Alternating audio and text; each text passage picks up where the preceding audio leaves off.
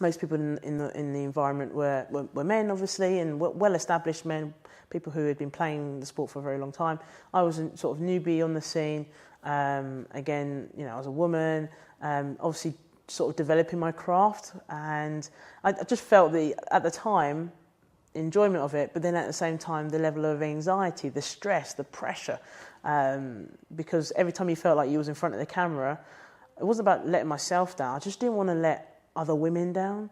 I didn't want to go on there and then not make sense or not be opinionated, and then people be like, oh, women shouldn't be on telly. Oh, she's only on telly because she's ticking the right boxes. I just wanted to make sure that I could be a good representation of women, people of colour, etc. I wanted to be someone who was just a good role model, who was visible. So I did feel that anxiety every time I went on the telly. And then you reach a point where you do start to check social media, and then you think, there's people who say some good stuff, and then there's others who say some bad stuff, and then you're listening to the people who say the bad stuff. You're like, first, why am I even checking it? And who cares what they say? But that does sink in a little bit.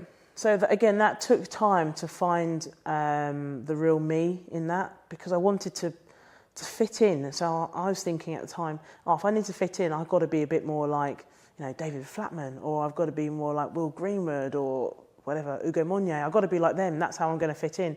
And the reality was, it wasn't about being like others. I've learnt this now, to be the best broadcaster, you've got to be broad, you've got to be able to appeal to lots of different people, but at the same time, you've got to be authentic, you've got to bring your real self. And I still remember there's one social media tweet that someone said, but it still sticks with me today, and he was like, oh, Maggie's so fake. And I still remember looking and going, you don't know me. But yeah, this was some random person on social media.